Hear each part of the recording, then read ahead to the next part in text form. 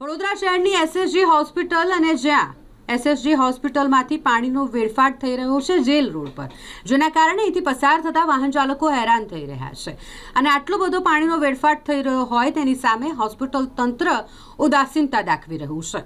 અહીં કન્સ્ટ્રક્શનનું કામ ચાલી રહ્યું છે અને જેના કારણે હજારો લીટર ચોખ્ખું પાણી એ ગટરમાં વહી રહ્યું છે। જેલ રોડ પર તમે જુઓ તો ચારે તરફ પાણીની રેલમછેલ જોવા મળી રહી છે, જેના કારણે અહીંથી પસાર થતા જે વાહન ચાલકો છે તેમને પણ હેરાનગતિ થઈ રહી છે।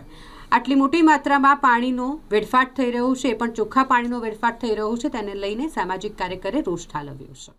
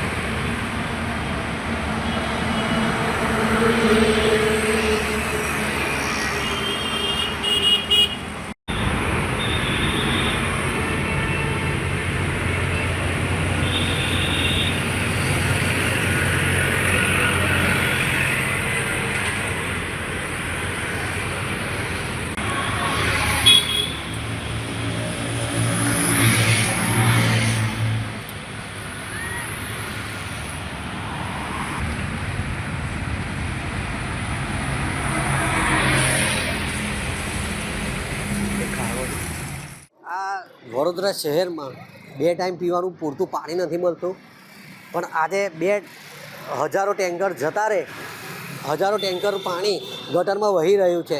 એ ખૂબ શરમની વાત કહેવાય। આ એસએસજીનું તંત્ર ઘોર નિંદ્રામાં છે।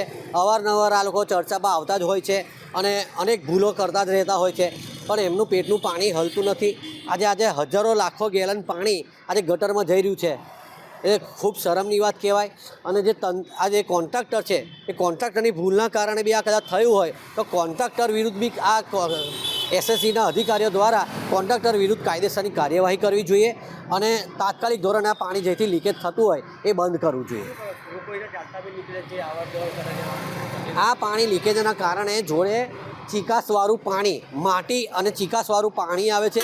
આજે સવારે જ અહીંયા 5 થી 6 જણા ગંભીર રીતના પડ્યા છે, છોલાઈ ગયા છે અને કોઈ જાનહાનિ થઈ નથી। આ પાણી એટલું ચીકાસવાળું છે કે જો આગળ ટાયર જાય છે અને સ્લીપ ખાઈને ગાડી પડી જાય છે। 4 થી 5 લેડીઝોને વાગેલું છે।